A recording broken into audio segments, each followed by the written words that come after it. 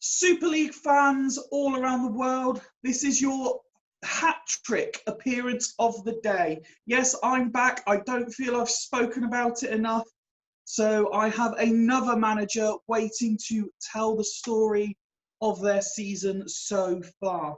And not only do I have one of the founding fathers of the Yorkshire Cartel, but he is also the manager of one of the pre-season favourites, and, if I might say, one of the happiest men in the Super League, always got a smile on his face, unless he loses. I have Leddesford boss Hodgy. Good evening, pal. Yeah, good evening, guys. Thanks for having me, Fifer. No, it's a pleasure, pal. It's an absolute pleasure. Always look forward to discussing things with you. As we were saying before we started recording, this one could be fun. Let's hope so.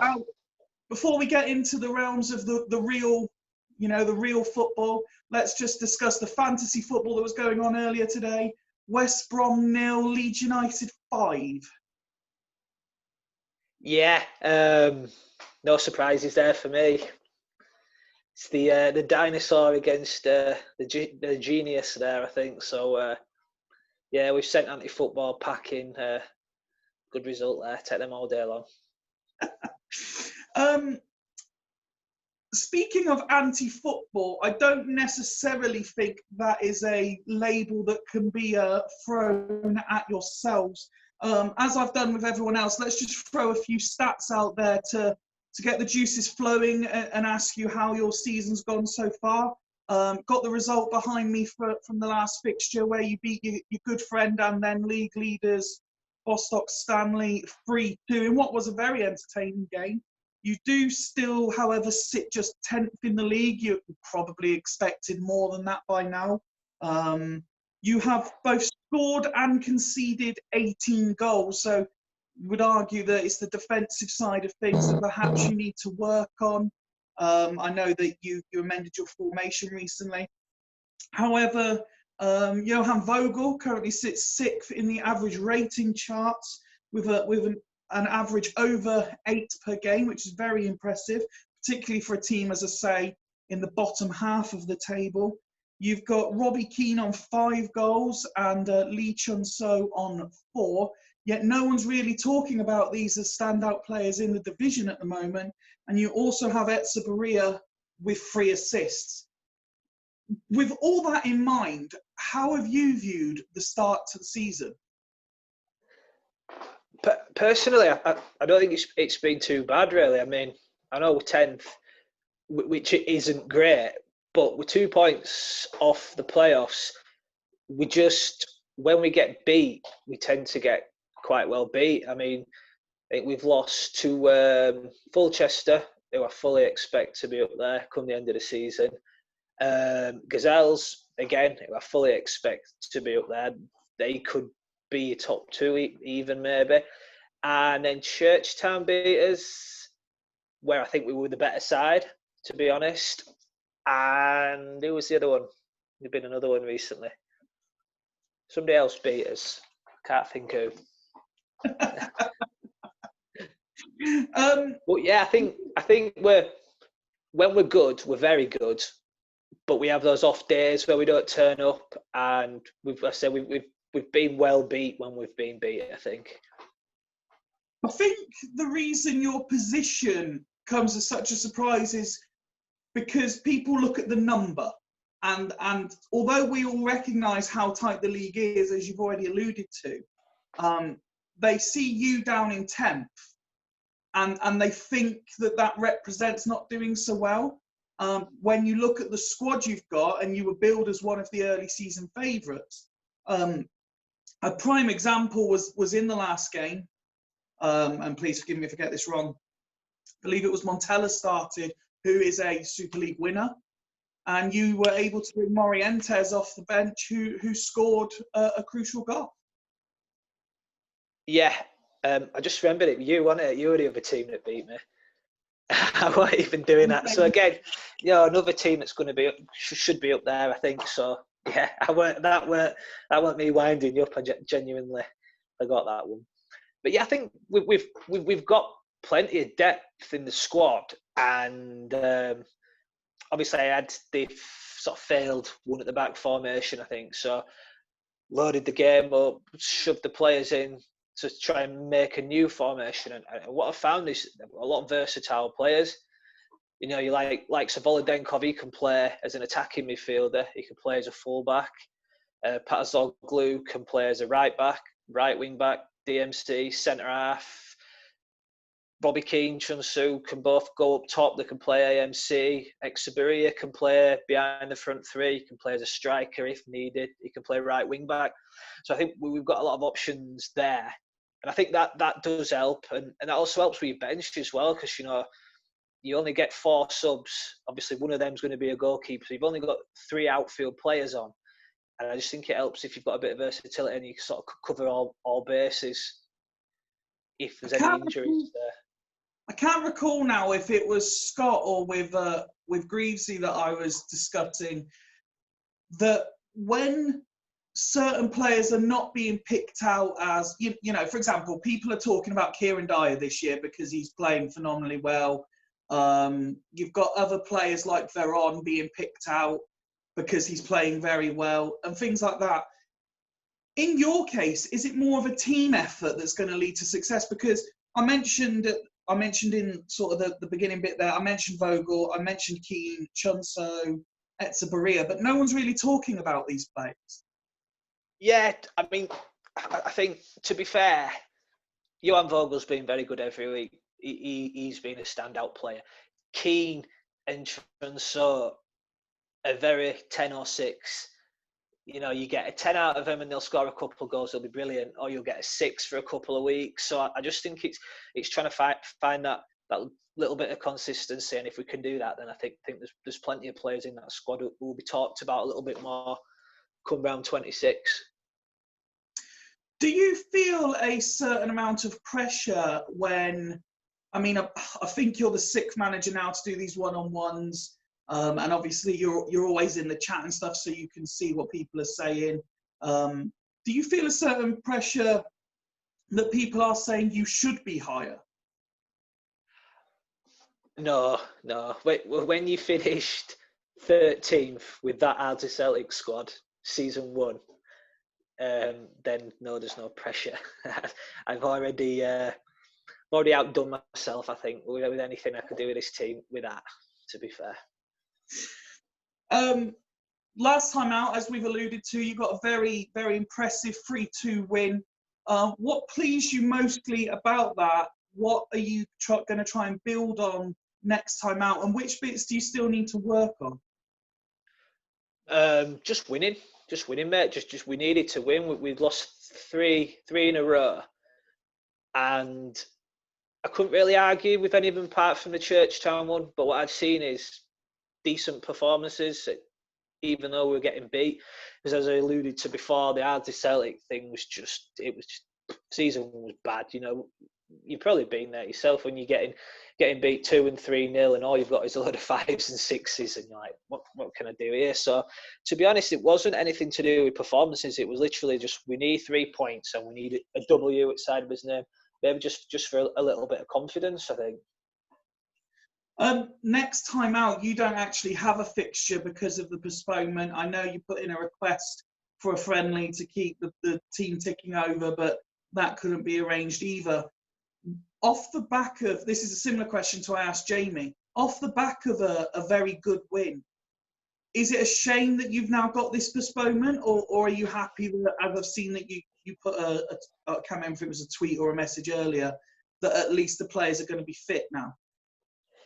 Yeah, no, to be honest with you, mate, we want to be playing. You know, it's going to be a strange one on Sunday, watching and then not playing, because barring playoffs, obviously, that last time that happened was maybe a couple of years ago. I think I've been just short of 2 years I've been involved now. So, no, we wanted to be playing.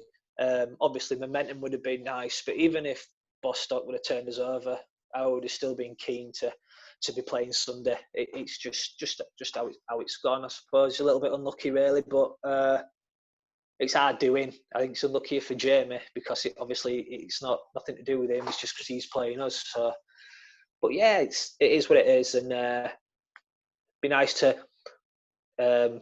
get back on and be playing games weekly. Will you be able to sit back, relax, and just enjoy the show? Yeah. I mean, it's probably no secret. I like being on as near to the end as possible, just literally so you can just sit back, enjoy, and then if you lose at the end, it's like I've turned my phone off. But yeah, maybe it will be nice. Probably hoping for 6 draws. I think that's what we'll be wanting. Nobody get much on us there, and then hopefully win the rescheduled game against Dragons. We're at the point now where some transfers have gone through. People were able to make changes to their 24-man squad with the reserves. So tell us what exactly was the thought process behind what's gone on with Leddesford? Yeah, well, no, we struggle getting anyone to deal with me other than Greavesy. So me and Greavesy have just traded between ourselves. He's took 2 of ours, we've took 3 of theirs. Little bit of a young team again, so I was kind of keen to get Diego Simeone in there, a little bit of experience. He's probably not going to start, but it's a decent older head to have on the bench. Lost Inzaghi for that, who you know yourself, you've had him. I'm just not convinced. I've seen him, I think it was Apollo that had him back where he went, but I just don't fancy him. I can't see him doing much at Locomotive. I just really don't fancy him. So I don't even have to sort of think, oh shit, what if he comes back and scores it? I'm perfectly happy with that deal. The other one, I know it raised a few eyebrows letting Decor go, but I was originally playing 3DMC, so I was kind of stacked there. We've had a little bit of a change up. And basically, you know, I could have let Patazoglu go, but what would I have got back in for Patazoglu? You know, so the offer was Decor for 2 players. Evan Ilson probably isn't going to play, but he's a nice option at right wing back, which we didn't really have because we weren't going to set up like that when I put the squad together. And Kutuzov, who probably will play quite a bit, hopefully. The aim is for him to play, obviously. His form will dictate how much football he gets beyond last week, but hopefully he'll be playing. And that was basically it, really. I had to sort of dangle a little bit of a bigger carrot to maybe get a couple back and strengthen the squad, rather than letting a lesser player go and bringing another lesser player in who probably wouldn't bring much to the squad. No, I mean, I completely understand that. I think you're one of the only people that weren't overly negative about the transfers at the Devils, and it was a very similar case with the Oya deal, who I originally set up to be very narrow and tight at the back, but obviously things have panned out that we played better with sort of wider wing backs, I suppose, if you like, and I didn't have that. So to be able to offload, try and get this right, I believe it was Vasilyuk in that deal, who is a striker a couple of managers inquired about, to be fair. But I managed to get Oya in because I have Dyer, obviously, who's doing very well, but the plan was for him to play further forward. So I have Oya there now, and I was able to get Kevin Phillips in as well, who, similar to what you've said, Mpenza is my main striker, but it's good to have someone who you know can score goals. I know he doesn't have a Super League track record, but that's because he's never been put into the Super League. So it's someone who you know in the game can score goals, and it's good to have as a backup option. Yeah, I think sometimes when people are watching the shows, they're just sort of seeing the 11, or obviously the 15, but you've sort of got to think, well, hang on a minute, I'm a bit short at X position, and if he gets injured, I've no one. So it's a squad game. It's a long season. Injuries, suspensions. I mean, once you get to those 5 yellow cards, them suspensions can come around quick at 2 yellow cards for a suspension. So I think it's just important to have a decent squad. I mean, granted, I know Ryan sort of said, you've got to be improving your 11 with these transfers, and kind of disagree really, because it's a squad game. If you get 4 injuries to those guys in your 11, you're going to have a little bit of backup behind. And I'm happy with what we've done, totally. No, completely agree. And on the subject of suspensions, I've had to make a change to my team because I've got my first player to get to 5 yellow cards. But it also means I need to be mindful that once that particular player has served that suspension, every time he gets 2 yellow cards now, he's going to be suspended again. I'm just surprised it's not Montero that was the first one to get 5 yellow cards. Let's talk about the other teams in the Super League. I know this is the bit that a lot of managers such as yourself were really looking forward to doing. I would theoretically start from the bottom, as that's where you're closer. However, given that I've had Steve and Alf on today and we've done that, I'm going to let you start with the teams at the top and work your way down. So Fulchester currently sit top of the pile. He continues to play his side down. Do you think he has a point, and can you see them being title challengers? Does he have I don't know if he has a point. I think it's all part of the game, isn't it? I think it's the way he's going about things. He's playing the chances down, and then if they get beat, you can sort of say, well, we never expected anything there. As far as title challengers go, I'm not saying that this squad that he's got is better than his Panathinaikos squad, but I think last season there were a lot better teams than his Panathinaikos squad, and he got them to the final. So on a lot more level playing field, I think he's got a very good chance this season. Yeah, they'll be in the 6 for sure. I've said it all the time. Everybody, it's a bad run of form, and it's all about timing that right. I mean, Churchtown last season, I said if we can beat Panathinaikos and we can get past Valen, we'll get to the final, because Churchtown have gone. They aren't winning another game this season. It happens, and it can happen for 5 or 6 games. And if you time that at the wrong end of the table, wrong end of the season, it could trouble you. Currently sitting second are the Devils, one of the surprise packages in theory this season. Just take 2 minutes to say what you like, I suppose. Yeah, my thoughts on your side. You've got a cracking side there. I think there's certain sides probably looking for top 6, and I think probably with the start you've made and the players you've got, you're probably going to be looking at top 2. Is that your aim? Okay. I'm going to try and change the narrative here slightly, just for my own benefit as much as anything. A lot of people are saying the reason the Devils have started so well is because of the squad that I've got. Now, could I flip that on its side and say, this is the first time I've had a squad as good as everyone else's, and now I'm showing that I'm capable of being up there? Yeah, definitely, mate. Yeah, I mean, I'm not saying that you're only up there because you've got a good squad. I think you've got to get 2 things right. You've got to have a good squad, and then you've got to have somebody doing the right things with that squad. And from what I've seen, I mean, I always say if you can get a centre forward scoring goals, you're halfway there, because this isn't an home save where everybody's got 40 goals from, if we were all to go and play in the Premier League, we'd probably all have a 30-goal season striker. That's not going to happen this season. So if you can get a player banging goals in for you, it's a big weight off your shoulders, because I don't have to worry about goals, because I've been there and nothing creates and you don't score and you've no shots.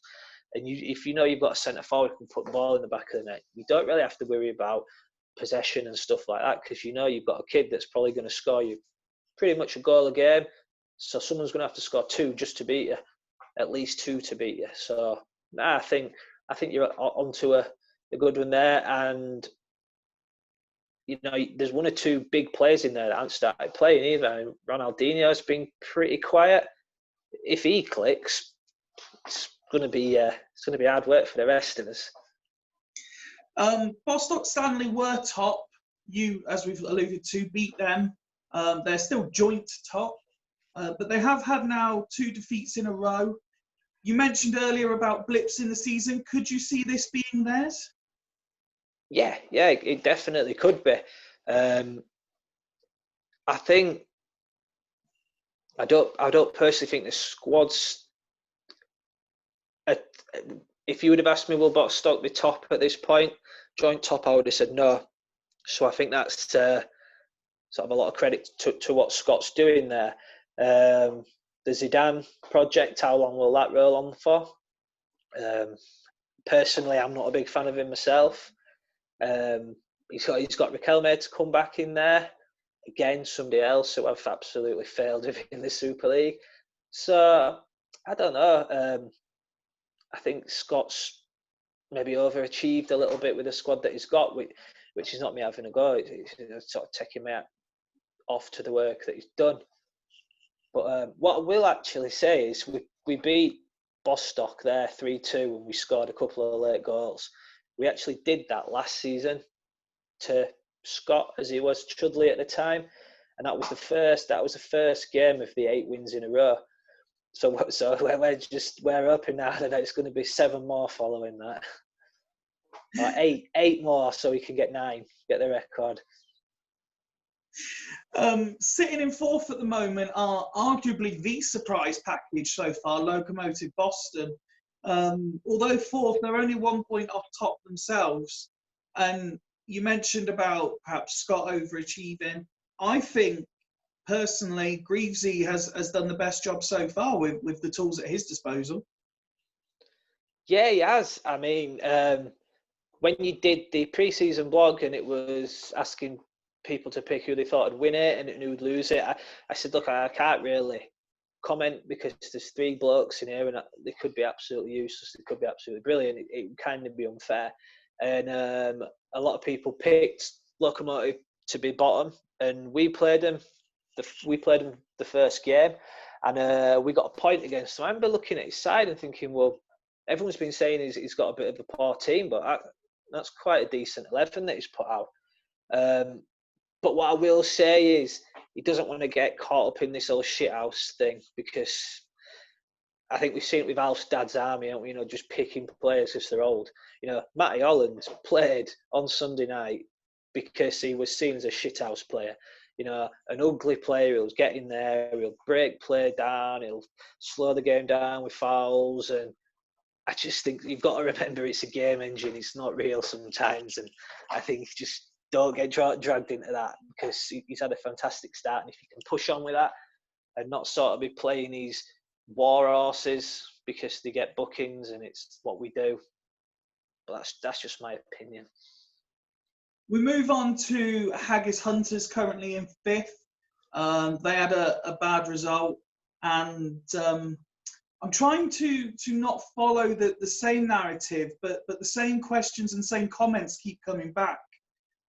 Some say that they're not performing and they're getting results. Others have said they've been lucky and their luck's going to run out.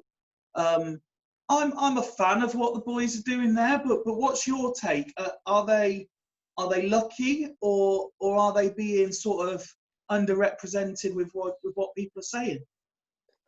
I think they're very strong defensively in defensive midfield, but I think they're a bit weak at the other end. And I think, you know, there'll be some days where your defence is brilliant and you nick a goal and win. There'll be other days where your strikers don't kick on, you don't score, and you're not going to pick any points up.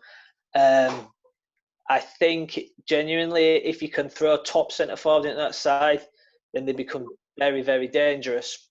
But on that point, because a lot of the people I've spoken to already have pretty much echoed the same thing. And the one thing I want to ask on that is, if you put Henrik Larsson in that striker position, does that change the outlook? Because for me, he's proven he can score goals in the game.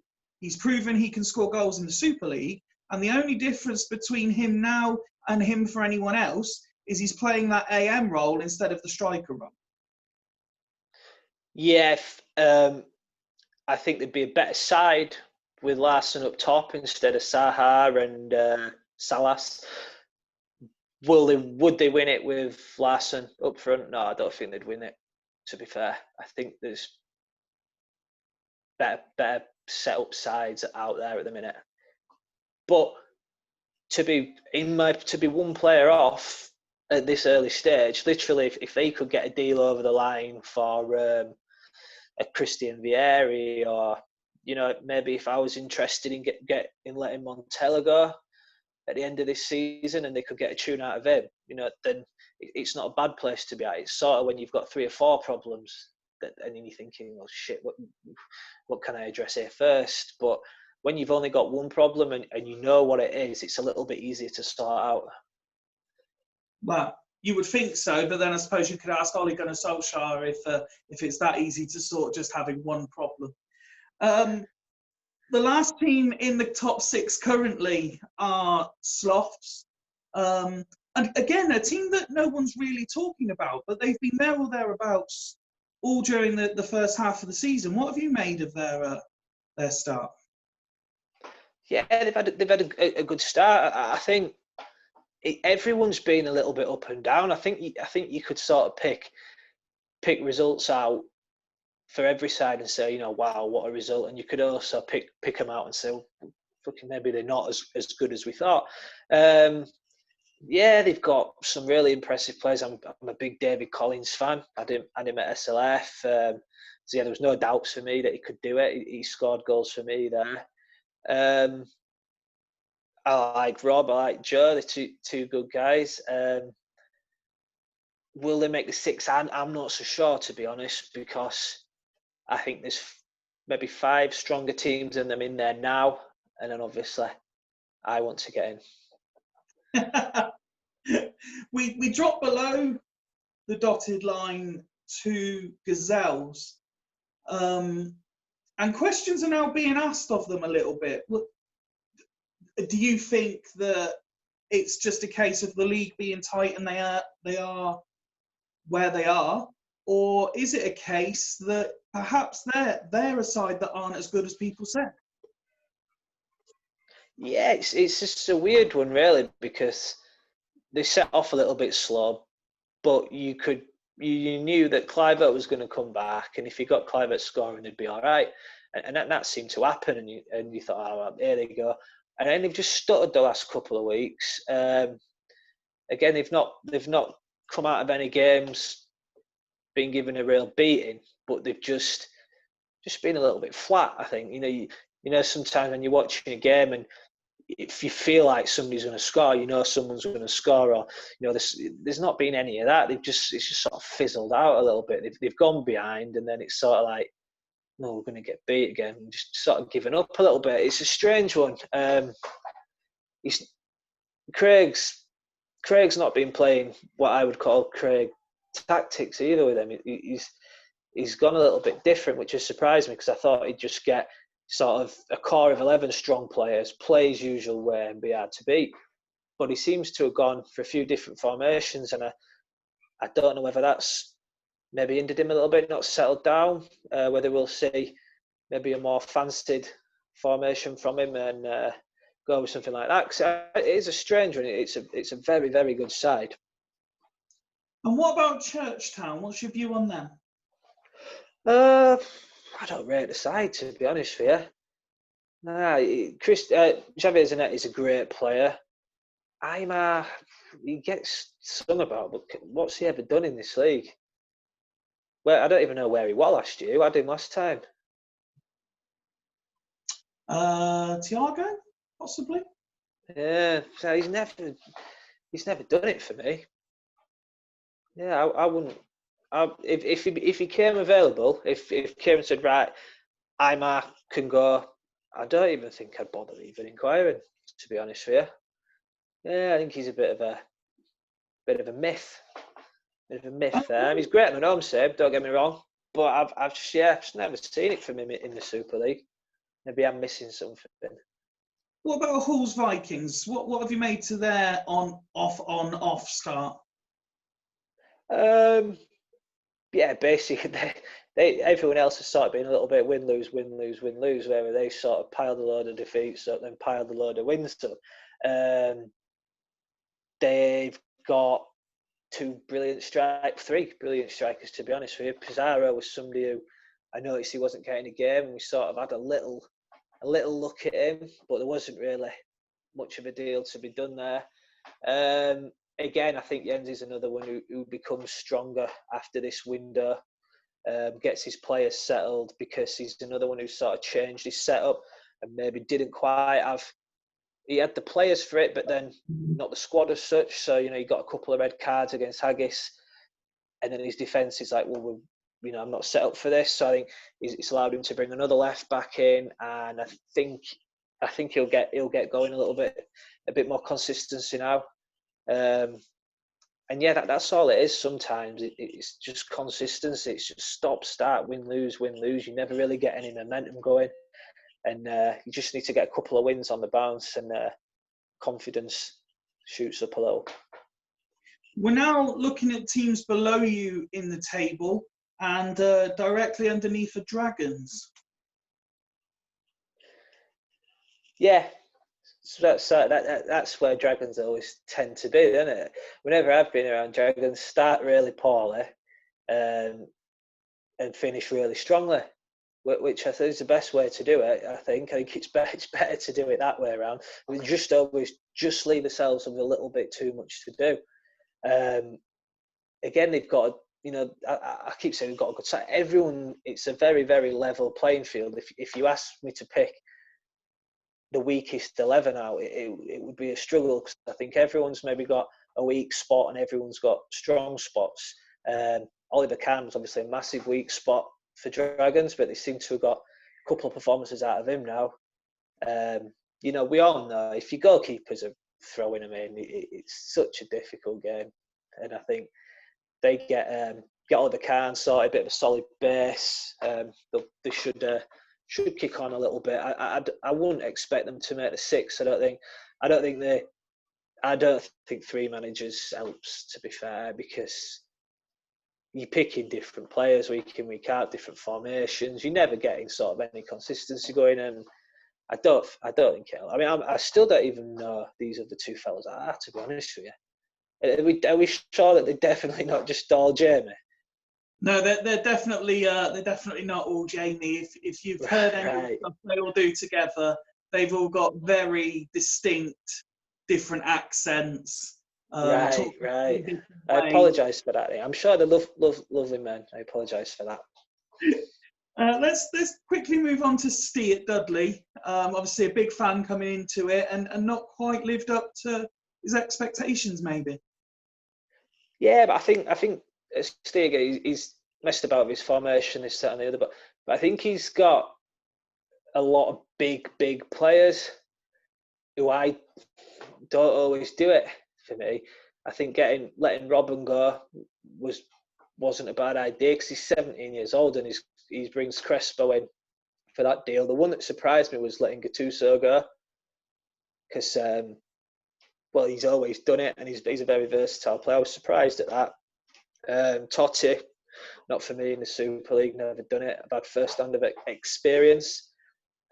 Just doesn't do it. I think, we see it now. Like, I think the other week somebody was saying, Totti's got a 7. He's got a 7. I don't remember it was on the co-coms, and it's like, I shouldn't be coming to that. You know what I mean? That's just what we've come to expect from him now a little bit. I think he's, for me, another, I'll use the word again, a bit of a myth. I've not seen him do it. Does picking players for the names sometimes. It's Totti. I've got to play Totti. I remember. It didn't work very well because I missed out on the playoffs. But at SLF, I had Shevchenko, Robin, and Totti, and all three of them just 6 after 6 after 6. Like, right, get rid of these. I think we've got David Collins. we play Soroczynski central midfield. I remember Boyce saying, look, you can't play Soroczynski centre midfield. We beat Huls 4-0. Soroczynski got man of the match. I think sometimes you just maybe got to not rely on these big superstars. If they're not cutting it, get them out of the team. Just 2 teams left to look at, Astor and Northern Burn. If you just want to sort of run through what hope those 2 sides still have. Of making the 6? Just in general, of not being bottom 2, really. Yeah. I think it'll be interesting now. Now Northern Burn got that first win, where they're going to go and put a few together. Who was it that they played? Who did they beat? Huls, wasn't it? I thought Huls, was it Huls? Huls were quite unlucky.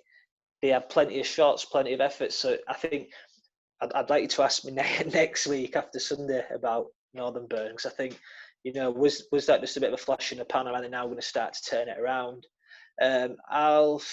He's done some dodgy transfers again, but he's done dodgy transfers whenever I've been in here, and he's always made the 6. So, who am I to call these transfer dealings? Alan Shearer, Henri, not for me, but he fits the mould that Alf likes, and he's been there and done it before, hasn't he? So I wouldn't be surprised if he snuck into the 6. But if you're putting a gun to my head, I don't think they're going to do it. Well, speaking of the 6, I've asked every manager so far who's going to make it, but I can see from the clock we're not going to have time for you to tell us on the video. So if you can drop me a message, I will put it in the bio of the video who you predict will finish where in the top 6. So I'll tell you now quickly if you want. Go on then. Gazelles, Devils, Haggis, Leddesford, Boxstock, and throw another one in there. It doesn't matter. They're not going to be good enough to win it. Fulchester. Shit, I missed them. They'll be in there. They'll be the one that aren't good enough to win it. Listen, thanks very much for taking time out your evening. Really appreciate it. Yeah, cheers, mate. Yeah, enjoyed it, mate. Thanks. Thank you, mate. Cheers.